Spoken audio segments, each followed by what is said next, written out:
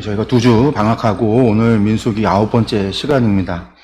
오늘은 이제 저희들이 가데스 바네아에서의 사건 그 이야기를 함께 좀 나누려고 하는데 13장과 14장의 말씀이거든요. 13장과 14장의 말씀. 그런데 13장, 14장을 다 하기에는 좀 시간이 오늘 부족할 것 같아요. 그래서 두 주에 걸쳐서 좀 보려고 합니다. 우리가 지도를 한번 다시 볼까요? 지도를 보시면은요, 출애굽까지의 여정에 대한 지도인데,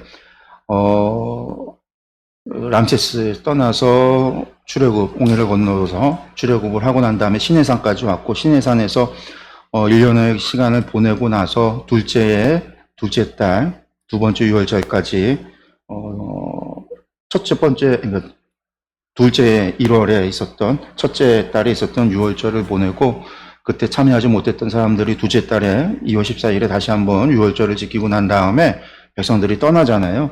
그래서 이제 저희가 지난주에 이제 지난 시간까지 시내산을 떠나서 가데스 바네아까지, 여기가 시내산이고 가데스 바네아가 여기란 말이에요. 이제 바란 광야에 있는 가데스 바네아인데 여기까지 가는 여정 중에서 이스라엘 사람들이 이제 불평하고 불만 터뜨렸던 일들, 뭐 그런 이야기들을 우리가 봤었고, 그런 과정을 거쳐서 도착한 곳이 가데스 바네아다. 이곳이 이제 지난번에도 사진으로 보여드렸지만 바란 광야를 거쳐야 됩니다. 이게 이제 바란 광야인데요. 뭐 이렇게 돼 있어요. 이렇게 거의 뭐 광야죠. 사람이 살지 못하는 이런 땅이 이런 바란 광야입니다. 이런 바란 광야에서 가데스 바네아에 도착을 했는데 가데스 바네아는 우물이 있었다고, 오아시스가 있었다고 그래요. 우물이 아니라 오아시스죠. 이게 이제 바란 광야고, 이런 바란 광야 가운데, 여기가 이제 가데스 바네아라고 불리는 곳이에요. 산 사이에 협곡처럼, 계곡처럼 이렇게 들어가 있고, 중간에 보면 이제 나무들이 좀 시커먼 게 나무들이거든요. 나무들이 자라는데, 사실 여기가 이제 와디죠, 와디. 이게 내려가서 저런 협곡같이 되어 있는 곳들은 전부 다 와디입니다. 그러니까 와디라는 게 뭐죠? 건기에는 마른 땅이고 우기 때 비가 오면 이곳에 물이 시내가 흐르거나 강이 되는 것을 와디라고 그래요. 간헐천이라고 하는 와디라고 그럽니다. 이 가데스 바네아인데 원래는 이제 보통 가데스라고 불리는데 가데스라고 하는 게 거룩하다라는 뜻이에요. 거룩한. 그래서 우리 가데스에서 무리바 사건에 하나님의 거룩함을 드러나지 못해서 모세와 아론이 약속의 땅에 못 들어갔다. 그 가데스가 거룩한이라는 뜻인데 한 지역만 있지는 않아요. 그러니까 당시에 신전들이 있었던, 우상의 신전들이 있었던 곳들은 전부 다 가데스라고 불렸어요. 왜? 신전이 있으니까 고대 성읍 가운데 신전이 있으면 거룩한 땅이라는 거예요. 그래서 가데스라고 불렸고, 그런 가데스, 여러 가데스와 구분하기 위해서 이곳은 가데스 바네아다. 이렇게 바네아라는 이름을 갖다가 붙인 겁니다. 그래서 가데스 바네아라는 말인데, 여기가 간헐천, 이런 곳이 이제 풀이 있고 오아시스가 있고 또 이제 우기가 때가 되면 강이 흐르는 곳, 이곳에 이제 와서 머무르게 돼요. 근데 여기 보시면 이게 조금 자세히 보면 나무들도 더 많죠. 산 사이에 있는 것 같은 협곡인데 그냥 계곡인가 싶은데 이 계곡이 주변에 건기 때 되면 풀 한 폭이 없어요. 그냥 사막 같은 곳이에요. 그 사이에 계곡 들어가면 나무가 있었다라는 거죠. 그러니까 거기가 이제 사람들이 바란 광야를 지나갈 때, 이런 바란 광야를 지나갈 때 나무, 그늘 쉴 수 있고 물을 얻을 수 있는 곳이 가데스 바네아였다. 그러니까 여기에 도착해서 여기가 1차 목표였던 곳입니다. 여기에 도착을 해서 사건이 이제 벌어지죠. 13장과 14장의 말씀이 가데스에서 생긴 일이 두 가지 일이 있는데 첫 번째는 정탐이고요. 두 번째는 백성들의 원망, 그 원망에 대한 하나님의 징계입니다. 그래서 이게 14장 이야기, 13장은 정탐과 정탐의 보고에 대한 것들이에요. 13장을 조금 더 구분하면 세 가지로 구분되는데 정탐꾼을 선정하는 이야기, 정탐꾼들이 가서 땅을 정탐하는 이야기, 그 다음에 정탐꾼들이 돌아와서 보고하는 이야기, 세 부분으로 나눠진다라는 것. 먼저 13장 1절에서 16절까지 우리가 정탐꾼들의 선정을 먼저 보겠습니다. 여호와께서 모세에게 말씀하여 이르시되 사람을 보내어 내가 이스라엘 자손에게 주는 가나안 땅을 정탐하게 하되 그들의 조상의 가문 각 지파 중에서 지휘관 된 자 한 사람씩 보내라. 모세가 여호와의 명령을 따라 바란 광야에서 그들을 보냈으니 그들은 다 이스라엘 자손의 수령된 사람이라. 일단 이제 바란 광야에서 보냈다고 하는데 바란 광야 안에 가데스라는 지역이다라고 아까 말씀을 드렸죠. 그 가데스에서 보내는 건데 오늘 말씀을 보면은요. 민수기에서 이야기하고 신명기하고의 차이가 좀 있어요. 뭐가 차이가 있냐면 민수기 읽어보면요. 여호와께서 모세에게 말씀하셨고 모세가 여호와의 명령을 따라서 그러니까 정탐꾼을 보내는 거, 정탐을 가는 게 백성들의 의지가 아니라 하나님의 명령에 의해서 되어졌구나. 민수기는 그렇게 기록을 하고 있어요. 근데 신명기를 보면은요. 기록이 달라요. 신명기를 보면은 뭐라고 되어져 있냐면 백성이 요구했다라는 표현이 나와요. 백성이 요구해서 하나님께서 허락한 것이다. 그러면 민수기하고 신명기하고 왜 이렇게 차이가 있을까? 마치 신명기는 하나님 원하지 않은데 백성들이 졸라서 원하니까 그래 갔다 와 그랬던 것 같고 민수기에서 하나님께서 그냥 정탐꾼 보내라 이렇게 명령하신 것 같고 이 둘 사이에 차이가 있다라는 거예요. 그 사람들이 이제 이 둘 사이에 왜 이런 차이가 일어날까? 민수기가 광야 시대잖아요. 거의 이제 초기 2년 뒤에 둘째에 이루어진 일들이고 신명기는 40년이 지나서 출애굽하고 나서 40년. 이 가데스 사건 이후에 38년이 지나서 있어지니까 모세가 그 사이에 기억을 까먹고서는 잘못 얘기한 것이냐? 뭐 그렇게 오해할 수도 있는데 그런 게 아니라 민수기하고 신명기하고 기록하고 있는 이야기의 목적이 달라요. 그래서 민수기에서는 지금 일단 생략하고 있어요. 뭐냐면 민수기에서의 관심은요. 백성들이 지금 불순종, 죄를 이야기하고 있는 게 관심이에요. 하나님께서 인도하고 왔고 그 땅을 주시겠다라고 했건만 그래서 그 땅에 올라가라라고 했는데 백성들이 올라가지 않잖아요. 정탐꾼도 하나님께서 명령을 보냈다라고 하는 게 명령이 아니라 아마 신명기하고 말씀 가운데서 백성들이 요구했고 하나님께서 명령해서 가라라고 했던 게 맞는 것 같은데 민수기에서는 백성들이 요구를 그냥 빼버렸어요. 왜? 관심이 백성들이 요구했는 게 아니라 요구를 했던지 안 했던지 정탐을 했던지 안 했던지 중요한 건 민수기의 핵심은 뭐냐면 순종이잖아요. 백성의 순종.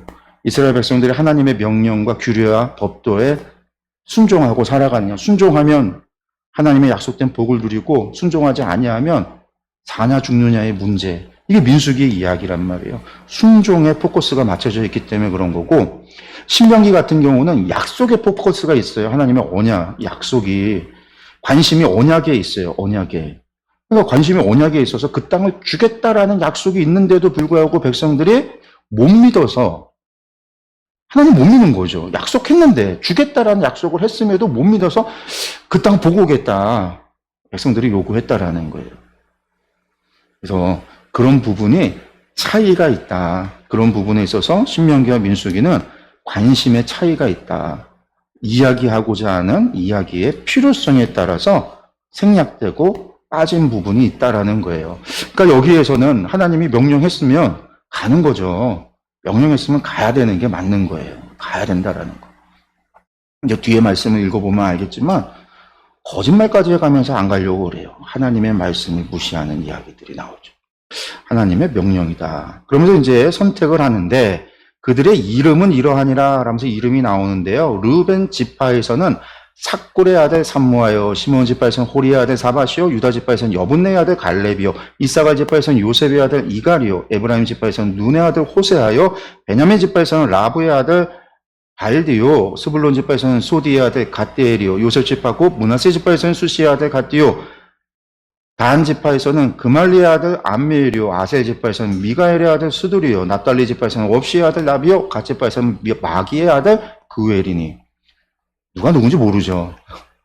처음 보는 거고 우리가 아는 거는 두 사람, 여분네 아들 갈렙과 눈의 아들 호세아. 그 외들은 모르겠는데 어쨌든 이 사람들의 지파에서 선정이 된 정탐꾼들이구나. 근데 여기에서 우리가 좀 주목해 봐야 되는 게 있어요. 그게 뭐냐면 루벤 지파, 시몬 지파, 지파라고 해서 지파라고 할 때 그 지파가 히브리어로 뭐냐면 마테라고 하는 말입니다. 마테. 이걸 우리가 이제 지파라고 번역을 했는데 본래 의미는요, 지파라는 뜻이 아니라 지팡이라는 뜻입니다. 막대기, 지팡이라는 뜻이에요. 마태가 원래 지팡이라는 거예요. 막대기. 지팡이, 막대기라고 하는 게 뭐예요? 양치는 사람들이 들고 있는 지팡이. 모세의 지팡이, 아론의 쌍난 지팡이, 아론의 지팡이. 그게 마태예요. 그 지팡이라고 하는 말이 왜 지파라는 의미를 가지게 되어졌을까라는 거죠. 왜 지파라고 하는 의미를 갖게 됐을까? 성경에 실제로 마태라는 말이 지팡이도 마태, 막대기도 지파, 그러니까 마태라고 사용하고 지파도 이제 나중에 마태라고 써요. 그러면 우리가 언어학적으로 본다면 구체적인 지파의 의미가 먼저고 몽둥이나 막대기의 의미가 나중에 들어온 게 아니라 지파라고 하는 의미가 나중에 온 거죠. 지팡이나 몽둥이가 원래 언어학적으로 먼저 마태의 의미였고 이것에 어떤 의미가 부여되어져서 지파라는 뜻을 갖게 된 거예요. 여기에서 알 수 있는 거, 제가 이제 정탐꾼 말고 우리가 시내산에서 이스라엘 공동체가 만들어지는 과정을 이야기할 때 그 이야기를 했잖아요. 어떤 이야기? 이스라엘 사람들이 단순히 아브라함의 혈통으로 되어져 있는 순혈이 아니었다. 왜? 허다한 잡족들이 함께 출애굽을 해서 시내산까지 왔고 그 시내산에 도착해서 하나님과 언약을 맺은 사람들이 하나님의 백성 이스라엘이 되는 거예요. 그러면서 그 이스라엘을 조직을 나누는데 그 조직을 나눌 때 어떻게 해요? 가문을 따라 조상을 따라서 그 한 사람의 조상이 되어져 있으면 그 조상에 있는 자녀들은 한 뭉치가 돼서 흩어지고 쪼개지 않았다라는 뜻이에요. 그 뜻은. 제가 김해김씨 유수공파거든요. 유수공파인데 그러면 우리 조상을 따라서 유수공파에 있는 사람들은 전부 묶여서 한 그룹이 됐다라는 거예요. 이런 사람들을 모으고 모아서 유다의 깃대의 아래, 르브론 깃대 아래, 시므온 깃대 아래, 그 깃대는 뭐예요? 군기 아래 모였다라는 거예요. 그렇게 해서 그 지파를, 그 군기 아래에 있는 사람들을 하나의 지파로 만들었다. 그 지파가 뭐예요? 마태. 그 얘기는 뭐냐면, 그 군대 조직이었잖아요? 군대 조직의 지휘관의 권위 아래 모였다라는 뜻이에요. 왜? 지팡이는 권위를 뜻하는 거거든요. 모세의 권위. 오늘날로 치면은 성경에 나오는 인장 반지나 우리나라로 치면은 옥새, 동양의 옥새처럼 사실은 지팡이라고 하는 게 그 사람의 권위란 말이에요. 성경에도 실제로 권위를 뜻하기도 하고. 그러니까 마태라는 말이 그렇게 지팡이에서 군대 조직으로서 하나의 지파라는 의미가 부여된 거예요. 추가가 된 거예요. 그래서 이제 그 뒤로는 이제 유다 지파, 르우벤 지파, 시므온 지파, 뭐 이사가 지파, 에브라임 지파, 므낫세 지파 그렇게 부르게 됐다라는 거죠. 그러니까 원래 의미는 군대 조직의 지휘관, 그 그룹들에 모아놓은 조상을 따라서 다 같이 하나의 그룹이 돼서 그 그룹들을 모아서 하나의 지파를 만든 하나의 군기 아래 이 사람들이 군인으로서 활동할 수 있도록 그 다음에 이 사람들이 함께 진영을 꾸리고 함께 천막 치고 함께 생활하고 함께 하도록 조직을 만들었다. 그래서 유다 지파라고 해서 유다 지파의 후손들만 있는 게 아니다. 그 증거가 여분네의 아들 갈렙이죠. 왜? 여분네의 아들 갈렙은 그나스 사람 여분네의 아들 갈렙이라. 그나스는 어디냐면 에돔 지파 에서의 후예요. 그러니까 갈렙은 에돔 사람인 거예요. 에서의 후예. 그런데 이 사람도 왜 유다 지파에? 그러니까 유다의 권위 아래에서 여분의 아들 갈렙이 대표가 됐다라는 얘기거든요. 에브라임 지파에서 눈의 아들 호세하고. 사실 여기에서 우리가 다른 사람들 이름을 전혀 알 수 없지만 저들 가운데 실제로 시므온 지파에서 호리의 아들 사밧이었죠. 호리의 아들 사밧이 실제 시므온의 핏줄인지 아니면 섞여 들어왔던 이들 가운데 시므온 지파라고 이름된 그룹 안에 포함됐던 이방인인지 아무도 모르는 거예요. 알 수 없잖아요. 성경이 기록하고 있지 않으니까. 그러고서 이제 나중에 이제 족보 만들 때 이제 다 가라로 우린 다 시므온 후예야 막 그렇게 얘기할 수 있겠죠. 마치 우리나라에서 족보 막 만들어서 가짜로 만들어서 이야기하듯이.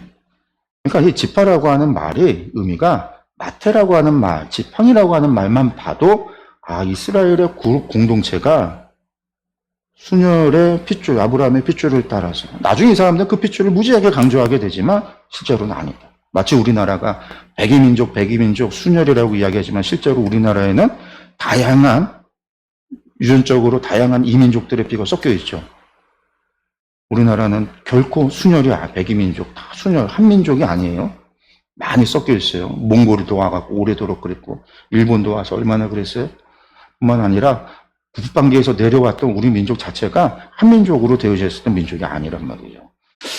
그러니까 이스라엘도 마찬가지다. 어쨌든 그들 가운데 정탐꾼을 선정했는데 어떤 사람들을 선택했냐면요. 그래도 뛰어난 사람들, 믿음 좋고 뛰어난 사람들이었을 거라는 거예요. 이 사람들의 이름의 의미를 보면 그런 게 있어요. 보세요.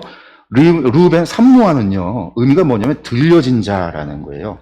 명성이 난 자. 이름이 그런 의미예요. 아마 부모가 그런 소망을 가지고 이름을 졌을 수도 있고, 어쨌든 성경에서 사람의 이름이라고 하는 건 그 사람의 어떤 신앙을 보여주기도 하고, 부모의 신앙을 보여주기도 하고, 그 사람의 삶의 여정을 보여주기도 하고 그러기 때문에 의미가 있거든요. 이름을 보면 삼무아는요, 들려진 자, 명성이 난 자, 갈렙은요, 공격자다. 호세아는요, 구원자. 호세아가 구원이라는 뜻이에요, 구원자. 갓디엘은요, 엘이 하나님이죠. 하나님은 나의 복이다. 암미엘, 엘이 하나님이죠. 암미는 백성이에요. 하나님의 백성이다. 이런 뜻이에요. 나비, 은닉대, 어리석으면 안 돼. 은닉대, 숨겨졌다라는 거예요. 사밧은 심판자, 재판자. 이갈은요, 그가 구속할 것이다. 발디는요, 구원자, 건진자. 갓디는요, 나의 복이다. 스돌은 숨겨진 자. 그 외에는요, 하나님의 어미다. 여러분들, 그 이름의 의미를 보면은요, 이 사람들의 이름이 되게 좋아요. 호세아, 구원자자. 얼마나 좋아요. 갓디, 하나님은 나의 복이다. 부모가 자녀에게 이름을 줬는데, 좋은 이름을 줘줬어요. 어떤 의미가 있냐? 하나님은 나의 복이고, 하나님의 백성이고, 나 구원자고, 구원이고, 막 그가 구속할 거다, 막 이런 것들을 하는 거는요, 부모의 신앙이 있었다라는 거예요. 부모의 신앙이. 그리고 부모의 신앙은 자녀에게. 그러니까 12 정탐꾼들의 이름만 봐도 좋은 이름들 가지고 있는 사람들. 아마도 이스라엘에서 가장 뛰어난 이들, 가장 신앙이 좋다는 사람들, 어쨌든 눈으로 보여질 때 좋다고 여겨지는 사람들, 어쨌든 좋은 사람들, 좋은 자원을 뽑아서 대표로 삼았다라는 거죠. 그리고 이제 에브라임이 호세아인데, 이는 모세가 땅을 정탐하러 보낸 자들의 이름이라 모세가 눈의 아들 호세아를 여호수아라 불렀더라. 이름을 바꿨다라는 거예요. 이전까지 호세아인데 이때부터 모세가 여호수아다 이렇게 불렀다라는 거죠. 그러니까 호세아, 여호수아, 호수아 이게 이제 모음이 없고 자음만 있는 거가 히브리어이기 때문에 똑같은데 여기에 뭐를 붙인 거냐면 여를 붙인 거예요. 여자를. 호세아 앞에 여를 붙인 거예요. 여는 무엇을 뜻하냐면 여호와를 뜻하거든요. 여호와의 이름이 요드해 와우해거든요. 요드해 와우해. 이 요드라는 말이 어떤 단어에 요드를 붙여서 만들 때 여가 붙으면 하나님을 뜻해요. 그러니까 이제 그냥 구원자가 아니라 여호수아는 여호와가 구원자다. 이름을 바꿔주는 거죠. 그러니까 모세가 호세아와 정탐꾼들을 정한 다음에 뽑은 백성들 가운데서 뽑은 사람들을 보낼 때 이제부터 여호수아의 이름을 호세아의 이름을 여호수아 그냥 구원자가 아니라 여호와가 구원이시다라고 이름을 바꿔줬다. 이들이 정탐을 떠날 때 모세가 무슨 얘기를 하는 거예요? 여호와가 너희들을 구원할 거야. 여호와께서 너희와 함께 할 거야. 너희가 훌륭하게 정탐을 하고 돌아올 거야. 모세가 축복해주는, 복을 빌어주는 그런 의미도 있고 앞으로 여호수아의 이름을 통해서 이야기하듯이 여호와가 우리의 구원된다라고 하는 사실, 이것을 잊지 말아야 돼라고 하는 의미도 있을 거고, 성경 전체에서는요, 이건 복선인 거죠. 여호수아를 통해서 이제 결국은 나머지들은 다 불만해서 죽게 되고 여호수아가 뒤를 이어 이스라엘의 지도자가 되어져서 가나안 땅에 들어가게 될 때 하나님께서 여호와가 우리의 구원자가 돼서 우리와 함께 약속의 땅에 들어간다라고 하는 이야기의 복선이기도 한 거예요. 그래서 어쨌든 호세아를 여호수아라고 부르는 사건이 여기에서 이루어지는 거죠. 정탐꾼을 뽑아서 보낼 때. 여기에 참 많은 의미가 있어요. 그러니까 여호와가 우리의 구원이시야. 여호와가 구원이시다. 이렇게 했음에도 불구하고, 문제는 이렇게 했음에도 불구하고죠. 네, 그 다음에 이제 저희 보시면은요, 가나안 정탐이 17절에서 24절까지 가나안 땅 정탐하는 이야기가 나옵니다. 모세가 먼저는요, 어떻게 정탐해야 될 것인가에 대해서 설명을 해줘요. 아니, 모세는 이 땅에 안 가봤잖아요. 모세는 애굽에 살았고 40년을 애굽에 살았고 나머지 40년은요. 신의 광야에서 미디안 족속들 가운데서 양침에 40년을 살았어요. 80세가 돼서 하나님께서 부르셔서 애굽에 가서 이스라엘을 데리고 나왔어. 2년 지났거든요. 한 번도 약속의 땅에 들어가 보지 않았는데 모세가 명령을 해요. 모세가 어떻게 알았을까? 보세요. 모세가 가나안 땅을 정탐하러 그들을 보내며 이르되 너희는 내게 길로 행하여 산지로 올라가서 그 땅이 어떠한지 정탐하라. 내게 길로 해서 산지로 올라가라. 뭐 이런 것들 어떻게 아는가? 물론 이제 네겝이라는 게 네겝이라는 말이거든요. 남방이라는 뜻이에요. 남쪽. 약속의 땅의 남쪽. 유대 산지의 남쪽. 이 네겝으로 바람 광야를 지나서 네겝으로 들어오면 브엘세바가 있는 그곳을 통해서 산지로 올라가라라는 의미이기도 한데 모세가 애굽의 왕자로 있었기 때문에 군사 교육도 받았죠. 왕가의 교육을 받았으니까 당시에. 근데 당시 모세가 있었던 그 시대 때 애굽이 실제로는 지금 가나안 땅 저기 하란 거기까지를 애굽이 다 지배하고 있었어요. 정복을 해서. 뭐 실제로 관리가 가서 다스린 건 아니지만 세금을 받기도 하고 벳산이라고 하는 곳에는 애굽의 관리가 거기에 있었고요. 그러니까 아마 자신들의 국경과 지리나 이런 것들 요새에 대한 것들을 모세는 이미 알고 있는 거죠. 가나안 땅에 안 가봤어도. 어쨌든 모세가 얘기하는 거예요. 내게 길로 행하여 산지로 올라가서 그 땅이 어떠한지 정탐하는데 뭘 정탐해야 되는가? 그 땅 거민이 강한지 약한지 많은지 적은지를 살피고 또 그들이 사는 땅이 좋은지 나쁜지 정말 저거 꿀이 흐르는 땅인지 좋은지 나쁜지 하나님이 말씀하셨던 대로 좋은지 나쁜지 그 성읍이 진영인지 평지에 있는 진영인지 아니면 산성인지 산에 있는 산성인지 살펴라. 또 토지가 비옥한지 메마른지 나무가 있는지 없는지를 탐지하라. 담대하라. 또 그 땅에 실과를 가져오라. 아니 그때가 어떤 때예요? 포도가 처음 익을 즈음이더라. 첫째 달 지나서 왔잖아요. 그 얘기는 뭐냐면 니산월 그러니까 지나면 유대력으로 치면 6월절이 지난 거잖아요. 6월절 지나서 1월달, 2월달이 지나서 출발했으니까 왔잖아요. 그러면 가나안 땅은요. 그 기간이 언제냐면 겨울 우기가 끝나고 여름 건기가 오는 사이 기간이에요. 그리고 그 기간은 어떤 기간이냐면 추수를 할 때인 거죠. 추수를 할 때. 그러니까 무교절에서 오순절, 그리고 지금 부활절에서 오순절 사이 기간에 지금 정탐을 가는 거예요. 추수 기간. 그 땅에 포도가 처음 익을 쯤이니까 가지고 와라. 그래서 백성들한테 보이도록 안심하고 그 땅이 정말 좋은 땅, 하나님께서 약속할 만한 땅인지를 우리가 보이자라는 거죠. 지도를 보면은요. 네겝길로 행하여 네겝으로 향해서 산지로 올라가라 할 때 지금 맨 오른쪽 밑에 가데스 바네아가 있고요. 그 위에 브엘세바가 있는데 저 브엘세바가 평지에 있죠. 저게 이제 네겝이에요. 네겝.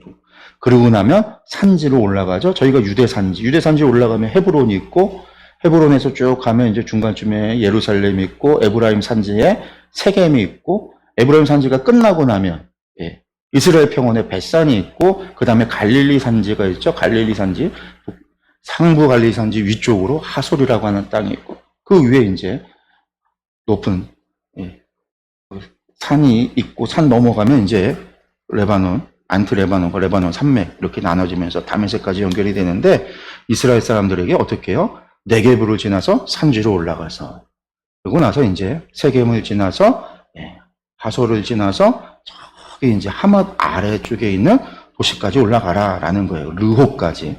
신광야에서부터 하맛 어귀의 르호까지 백성들이 가서 보고 왔다라는 거죠. 그래서 그러니까 이제 산지로 올라가라는 얘기죠. 네겝길로 향해서 산지로 올라가라. 그래서 이제 가데스 바나부터 시작해서 저 위가 하맛 어귀가 유프라테스 강 있는 데거든요. 그러니까 그 하맛 어귀의 르보라고 하는 도시까지 갔다 온 거니까 엄청 멀리 갔다 오긴 했어요. 40일 동안 저 위까지 갔다 왔다. 그들이 올라가서 땅을 정탐하는데 신광야에서부터 하맛 어귀 르홉에 이르렀고 또 네겝으로 올라가서 헤브론에 이르렀으니 헤브론은 애굽 소안보다 7년 전에 세운 곳이라. 그곳에 아낙 자손은 아히만과 세세와 달메가 있었더라. 또 에스골 골짜기에 이르러 거기서 포도송이가 달린 가지를 베어 둘이 막대기에 꿰어매고 또 석류와 무화과를 따니라. 이스라엘 자손이 거기서 포도를 베었으므로 그것을 에스골 골짜기라 불렀더라. 하만 어기까지 갔다 왔다라는 거고, 헤브론에 올라갔는데 중요한 건 22절에 여기 뭐가 있었냐. 헤브론을 이야기하면서 헤브론은 아브람 시대에도 헤브론이라는 도시가 있었거든요. 근데 그 도시가 애굽의 소환보다도 7년 전에 더 오래됐다.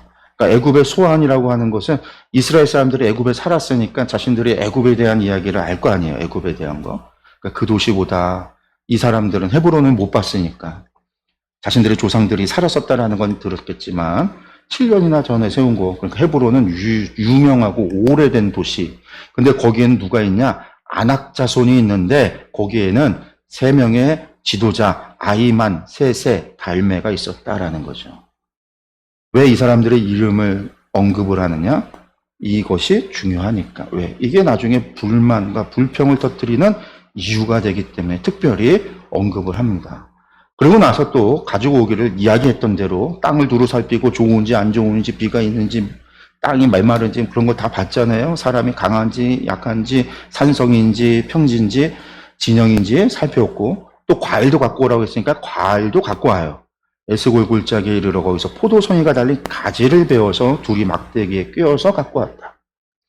여기 옛날에 오해를 해서요. 여기 포도송이가 얼마나 큰지 혼자 못 들어서 사람 둘이서 포도를 갖다가 메고 왔다. 그게 아니에요. 그게 아니고 여기 보면요. 포도송이가 가지를 뱉다라는 거잖아요. 나무를 자르는 거예요. 포도 가지에 포도송이가 주렁주렁 열린 가지를 잘라서 가지째로 이렇게 메고 온 거예요. 그 가지에 포도가 많이 열렸겠죠. 그런데 옛날에 제가 어렸을 때 뭐 그런 설교를 들었던 것 같아요. 포도 한 송이가 얼마나 큰지 막 주먹만한 포도송이에 막 거봉도 이런 거봉형이 있어요. 막 이만한 포도송이니까 한 사람이 못 드는 큰 포도송이를 메고 그런 게 아니라 가지에 많은 포도나무가 열린 것을 메고 왔다라는 거예요. 왜? 가지 하나에 많은 포도가 열려야 풍성한 걸 보니까 포도 하나가 큰 게 문제가 아니라 나무에 얼마나 풍성이 열렸는가를 보여주고자 가져가는 거죠. 그래서 포도를 베어서 그 땅을 에스겔 골짜기다라고 했다라는 거예요. 갔다 왔습니다. 그러고 나서 13장 25절에서 정탐꾼들이 보고가 합니다. 33절까지. 40일 동안 땅을 정탐하기를 마치고 돌아와서 바람광야 가데스에 이르러 모세와 아론과 이스라엘 자손의 온 회중에게 나와 그들에게 보고하고 그 땅의 과일을 보이고 모세가 명령한 대로 다 지키고 있습니다. 모세에게 말하여 이르되 이제부터 보고입니다. 당신이 우리를 보낸 땅에 간즉 과연 그 땅에 젖과 꿀이 흐르는데 이것은 그 땅의 과일이니이다. 포도와 무화과와 석류 갖고 와서 보였어요. 그 땅은 과연 젖과 꿀이 흐른다. 그러니까 땅이 메마르지 않았고 풍요의 땅이다라는 거죠. 그런데 또 뭘 살피라고 했어요? 강한지 약한지 살피라고 했더니 그러나 그 땅 자손은 거주민은 강하고 성읍은 견고하고 진영인지 산성인지 보라고 했잖아요. 성읍은 견고하고 심이 클 뿐 아니라 거기서 아낙 자손을 보았으며 아낙 자손도 봤대요. 아말렉은 남방 땅에 거주하고 헤디스는 여부스인과 아모리는 산지에 거주하고 가나안인은 해변과 요단가에 거주하더이다. 잘 살폈어요. 모세가 명한 대로 다 한 거예요. 다 한 거죠. 그런데 문제는요. 갈렙이 갈렙이 나와서 이야기합니다. 모세 앞에서 백성을 조용하게 하고 이르되 왜냐면 왜 이랬을까요? 아낙 자손을 받고 크고 견고하고 막 그런 얘기를 하니까 백성들이 수군 했을 거라는 거예요. 또 과일을 보니까 또 기대도 있고 그러니까 갈렙이 나와서 조용히 하라라고 하면서 뭐래요? 우리가 곧 올라가서 그 땅을 취하자. 능히 이기리라. 우리는 능히 이길 수 있다라고 이야기를 합니다. 그랬더니 그와 함께 올라갔던 사람들은 뭐라고 얘기했냐면 우리는 능히 올라가서 그 백성을 치지 못한다. 그들은 우리보다 강하다. 정반대의 이야기를 합니다. 그러면서 이들이 뭐라고 얘기했냐면 이스라엘 자손 앞에서 그 정탐한 땅을 악평하여 이르되 적과 꿀이 흐르는 땅이요, 풍요로운 땅이요, 막 얘기해놓고서 이제 악평하는 거예요. 이럴 때 우리가 두루 다니며 정탐한 땅은 그 거주민을 삼키는 땅이요. 거기 거주민들을 삼키는 땅, 저주받은 땅이요. 거기서 본 모든 백성은 신장이 장대한 자들이며 그들은 다 크다라는 거예요. 다 크다라는 거죠.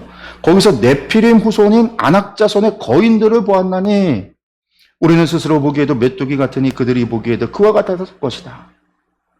여기서 이제 이 사람들이 이야기하는 주장이, 그들의 주장은 뭐예요? 땅을 악평하는 게 그들의 주장인데 저 주장하는 것이 두 가지예요. 그 땅이 거주민을 삼킨다. 그 땅은 저주받은 땅이다. 그 땅에서 살면 복 누리고 살지 못한다. 그런 이야기죠. 그리고 중요한 건 우리가 본 그 땅의 백성은요, 신장이 다 장대하다. 이걸 주장하면서 하는 얘기가 거기서 우리가 네피림 후손을 받고 안악자손의 거인들을 봤다라는 얘기예요. 네피림의 후손이라고 하는 말이 지금 한 네피림이라고 히브리어로 써있는데 네피림에 한이 붙은 건데 네피림을 얘기하는 거고 거인이라고 번역된 것도 똑같이 한 네피림이에요. 네피림. 그러니까 개역개정을 번역하면서 네피림 후손인 안악자손의 네피림을 봤다. 네피림이 두 번 반복되는 건데 동어 반복을 피하려고 하나는 네피림, 하나는 거인이라고 번역을 해놨어요. 그러니까 이것을 사실은 직역을 하면 우리들은 네피림으로부터 나온 안악자손, 즉 네피림을 봤다라는 뜻이거든요. 네피림에게서 나온 안악자손, 네피림을 봤다. 그런 뜻이. 아마도 이 안악자손이라고 하는 말이 반복되어지는 거는 이들이 당시에 유명했던 민족이었던 것 같아요. 헤브론에서 그 오래도록, 소환보다도 7년이나 더 오래됐다는 얘기는요, 사실은 애굽의 거기는 왕조가 여러 번 바뀌면서 멸망당했다 다시 세워지고 부서졌다 다시 세워지고 하는 일들이 있었는데 헤브론이 계속 그렇게 오래도록 있었다라는 얘기는 이 땅이 정복되지 않은 땅이다라는 뜻이고 그들이 정복되지 않았기에 그 땅에 사는 사람들은 유명한 이들이었다라는 거예요. 안악자손이, 이스라엘 사람도 안악자손은 소문은 들어서 저들의 성읍은 아무도 점령 못한다. 아마 그런 얘기를 들었었겠죠. 그런데 거기다가 얘기를 하면서 네피림 후손인 안악자손의 네피림을 봤다라고 이야기를 하는 거죠. 이 이야기는 사실은 모든 백성은 신장이 장대하다라고 하는 자신들의 주장을 더 의도적으로 그것을 갖다가 반복, 그 주장을 에 대한 근거를 보이려고 안악자손이 사실은 네피림이다라고 이야기하는 거예요. 자신들의 주장을 갖다가 이야기하려고. 그러면서 의도적으로 네피림 후손 네피림. 근데 이게 거짓말이에요. 저도 예전부터 많은 사람들이 이것을 이야기하면서 안악자손은 그래서 네피림의 후손이다라고 이야기를 해요. 저도 예전에 그렇게 이야기를 했는데 이게 거짓말이에요, 여러분들. 이 사람들을 보고가 지금 자신들의 이야기를 주장하려고 거짓말을 하고 있는 거예요. 왜 거짓말이냐? 네피림이 어디서 나오냐면 창세기에 나오죠. 노아의 이야기를 할 때 그 땅에 네피림이 살았다. 그들이 네피림의 후손들과 하나님의 사람들이, 백성들이 결혼을 하고 막 그러면서 네피림에 대한 이야기가 나와요. 거기에만 나와요. 노아 이야기에서. 근데 네피림이라고 하는 뜻이 사실은 용사 이런 뜻이거든요. 원래 창세기에서 이야기는 하나님을 반역한, 대적하는 사람들이라는 뜻이 더 맞는데 이게 이제 거인이라는 의미를 갖게 되는데 사실은 네피림이라고 하는 게 존재해야 원대요. 노아 홍수 때 다 죽었단 말이에요. 네피림의 후손이 존재할 수가 없는 거죠. 왜? 네피림의 후손이 있다라고 한다면 노아 홍수 때 네피림들이 안 죽었어야 돼.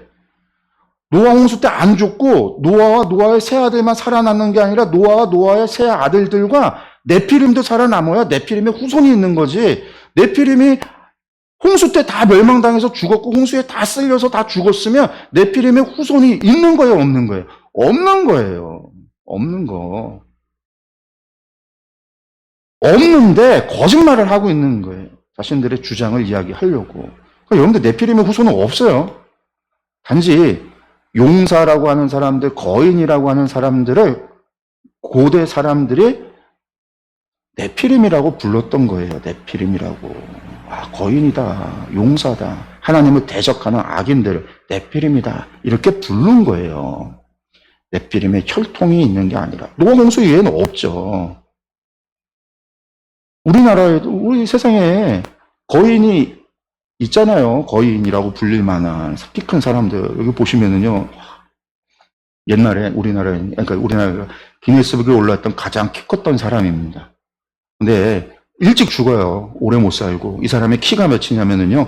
2m 72예요. 2m 72. 이 정도 보면 거인이죠, 저희. 평균 신장을 가진 사람들이 절반값밖에 안 오는데, 이게 가족 사진이래요, 가족 사진.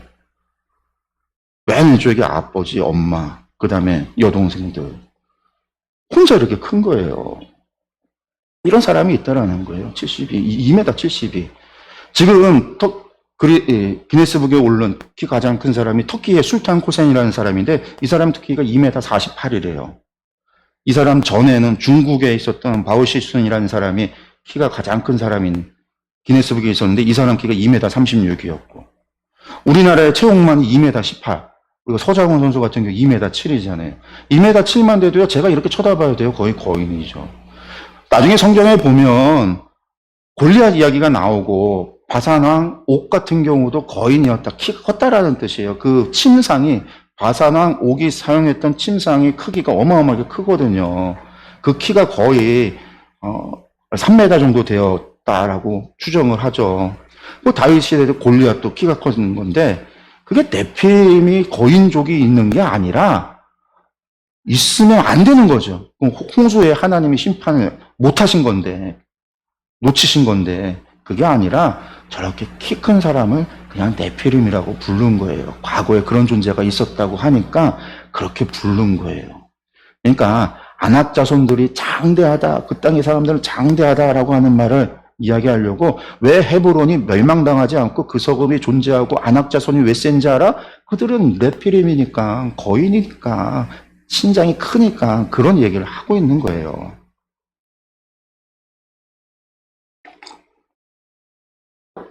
요즘 우리나라 평균 신장이 73가 그럴 거예요. 73가 75인가? 과거에는 안 그랬거든요. 과거에는 한 70 정도였고 그 전에는요 더 작았잖아요. 우리가 잘 먹기 때문에 키가 크기 시작을 하잖아요.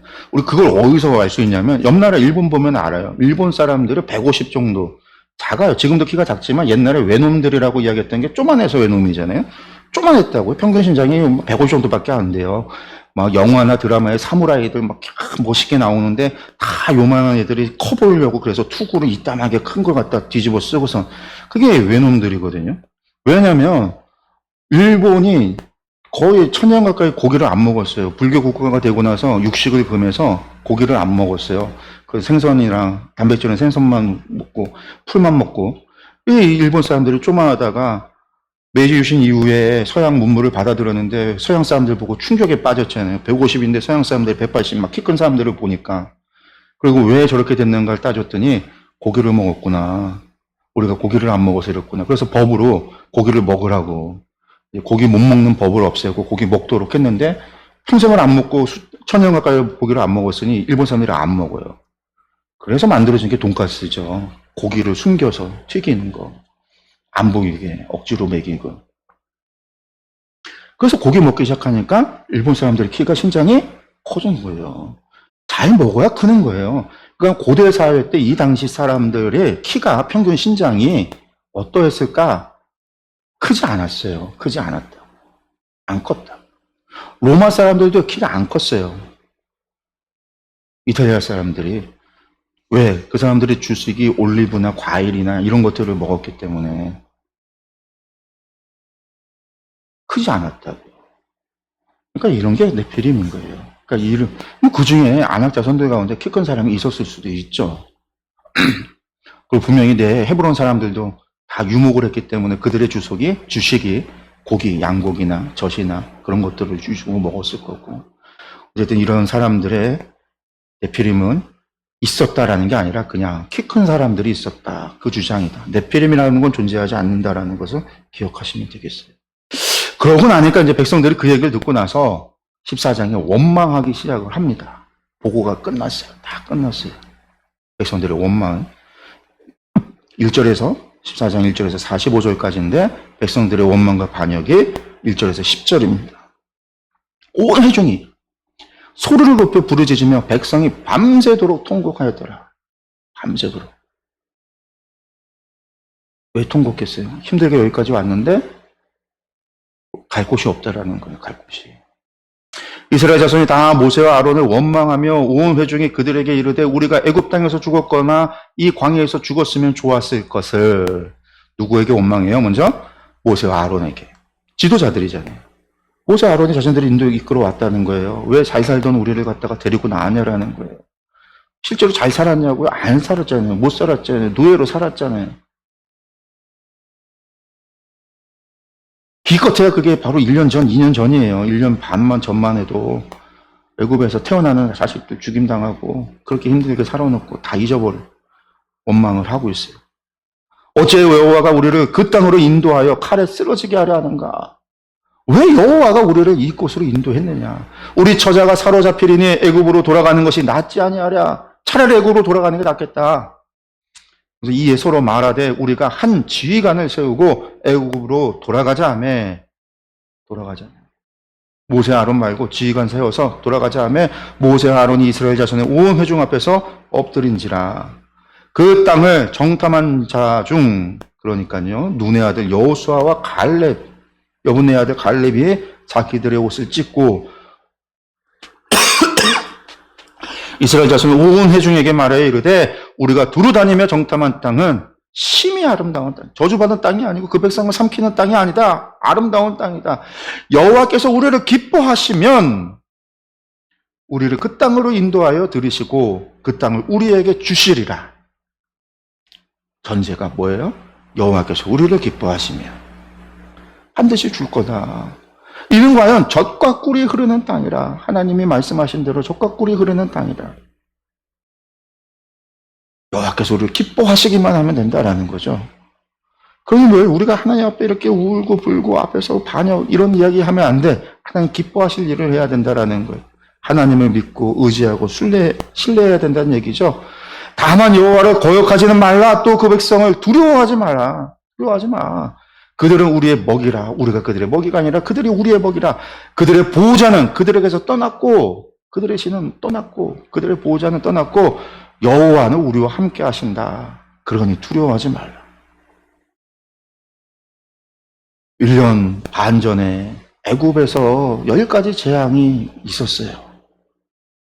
홍해 바다 앞에서 그 세상의 가장 최강국이었던 애굽의 군대가 이스라엘 사람 칼 한 번 휘두르지 않고요, 전멸당했어요. 홍해 바다를 건너고요, 구름기둥과 불기둥이 그들을 안내하고요, 하늘에서 만나를 그들을 먹였고요, 르비딤 골짜기에서 아말렉 족속들이 쫓아왔을 때 거기서 승리했잖아요. 물론 그거는 이제 뒤에 얘기긴 하지만. 아니죠. 앞에 얘기죠. 시내산 도착하기 전이니까 제가 잠깐했어요. 르비딤 골짜기에서 승리했어요. 그들이 싸움 잘해서가 아니에요. 모세가 손 들고 있을 때 이겼고, 손 내려가니까 졌단 말이에요. 손 들고 아론과 홀이 양손을 받쳐서 손을 들고 있었어요. 그랬더니 승리. 그때 여호수아에게 하나님께서 들려줘라. 뭘요? 전쟁은 여호와께 속하였다. 여호수아는요, 그거 잘 알아요. 그것들을 경험했던 이들이 열병의 정탐꾼의 이야기, 그들의 말이 앞에 말 다 맞아요. 보고로는 객관적인 보고일 수 있을지 모르지만 결국은 장대하다는 말 속에서 거짓말까지 꺼내면서 네피림이라고 이야기하면서 막 이야기했을 때 이 사람들이 다 선동이 되고 결국은 하나님을 신뢰하지 못한 거죠. 여호와가 우리 함께 하면 된다라는 말, 함께 하기만 하면 된다라는 말. 그들의 키가 크던, 그들의 성읍이 강한 성읍이건 높은 성읍이건 상관이 없어. 하나님이 함께 하면 된다라고 하는 사실을 믿지 못하고 신뢰하지 못한 것. 하나님께서 우리에게 그 땅을 주신다라는 약속을 믿지 못하고 하나님을 신뢰하지 못한 것. 그러니까 이 땅에 와서 여기서 우리 다 죽이려고 하느냐? 백성들의 그 일들을 경험하고 나서도 하나님을 신뢰하지 못해요. 그러니까요, 온 회중이 그들을 누구의 여호수아와 갈렙을 돌로 쳐서 죽이려고 들어요. 그러니까 그때에 여호와의 영광이 회막에서 이스라엘 백성에게 나갔다라는 얘기예요. 돌로 쳐서 죽이려고 할 때에 여호수아와 갈렙, 또 그 앞에 누가 있었겠어요? 모세와 아론도 있었겠죠. 그들을 향하여 돌을 쳐서 죽이려고 할 때에, 치려할 때라는 말은 죽이려고 할 때라는 거예요. 하나님이 막으셨다. 회막에서, 영광의 회막에서 나타나서 어떤 일이 벌어졌을까요? 불기둥이 또 내려왔겠죠. 밤이었으면 불이었을 것이고 낮이었으면 회막에서 구름이 나와서 그들 가운데 하나님의 영광을 보이셨겠죠. 그래서 막아요. 그러고 나서부터 이어지는 이야기가 11절에서 19절에 하나님께서 진노하시죠. 이 백성이 어느 때까지 이럴 거냐. 하나님 보시기에도요, 그렇잖아요. 우리가 생각해보세요. 1년 반 동안 그들이 경험했던 일들이 어떤 일들이, 그런 것들을 경험하고 나서도 이것들이 지금 단순히 10명의 이야기, 그 이야기 듣고 나서 안악자손이 두려워, 네피림이 두려워, 있지도 않은 네피림, 키 큰 것만으로 두려워. 아까 우리 사진 봤지만요, 키 크니까요, 저 사람들이 다 지팡이, 사진을 다 찾아보면요, 이 사람들이 혼자 못 걸어 다녀요. 근력이 못 따라져요. 키가 그렇게 크면 인간의 몸에 근력이 못 따라요. 그러니까 지팡이 들고 다녀야 돼요. 걸어야 돼요. 뭔가를 의지하고. 너무 커도 하나님께서 진노하셔요. 그래서 그것들 다 쓸어버리겠다. 다 죽여버리겠다. 그러니까 모세가 하나님 앞에 기도하죠. 이스라엘 백성을 위해서 기도합니다. 이 11절에서 19절의 말씀은요, 우리가 다음 시간에 계속 이어서 하고요. 오늘은 여기까지, 10절까지 이야기 하도록 하겠습니다. 10절까지 이야기, 우리가 기억해야 되는 게 있습니다. 다른 게 아니에요. 하나님을, 이스라엘 백성들이 왜 불평불만, 여호수아와 갈렙을 죽이려 하고 아론과 모세를 죽이려고 했는가? 그들이 왜 새로운 지도자를 세워서 돌아가자 그런 얘기를 했을까? 여러분들 이게 어디까지 이어지는 거냐면 고라자손의 반역까지 가는 거예요. 성경은요, 가데스 바네 사건 이후에 단순하게 끝나지 않아요. 하나님의 영광이 나오고 하나님의 진노 이야기 듣고요, 40년 광야 생활의 이야기를 하잖아요. 그 이야기를 듣고 나서요, 백성들이요, 정신 못 차려요. 그러고 나서 어떻게 하냐면은요, 우리 올라가겠다. 올라가지 마. 가면 죽어. 가지 마. 말려요. 이미 40년 하나님 말씀하셨는데. 근데 지들끼리 올라가요. 지들끼리 지도자 세워서 지들끼리 올라가요. 그랬다가 패해서 쫓겨와요. 패해서 쫓겨왔으면요, 정신 차려야 되잖아요. 이때 아론이나 모세나 레위 지파는 안 가요. 법궤도 안 움직여요. 성막은 그 자리에 가만히 있고 지들끼리 올라갔다가 패해서 도망온 거예요. 그러고 난 다음에 일어나는 게 고라자손이에요. 고라자손의 이야기가 뭐예요? 우리가 지도자 하겠다는 거예요. 모세와 아론 제껴버리고 이제 루벤 지파의 지도자가 되고 고라자손의 지도자가 제사장 되고, 그래서 루벤과 고라자손이 새로운 지도자 세워서 모세와 아론 제껴버리고 하겠다라는 거. 거기까지 이어지는 이야기예요. 거기까지 가야죠. 성경의 민수기의 이야기는 거기까지 보는 거예요. 정신 못 차리는 거죠. 왜 그래요? 왜 이렇게 하나님께서 그것을 보여주시고 말씀하는데도 못 따르는가? 하나님을 향한 신뢰가 없었습니다. 하나님을 믿지 못하는 거예요. 하나님을 믿지 못하는 거예요. 하나님을 향한 신뢰가 없어서. 믿음이 없으면 결국은 이렇게 반역하게 돼요. 놀라운 이적과 기적을 봐도요, 믿지 못하는 거죠. 그리고 또 다 그 사람들이 당시에 어떤 세계관이라고 그랬어요? 다신교죠. 모든 신은요, 주특기가 있다고 그랬잖아요. 주특기가.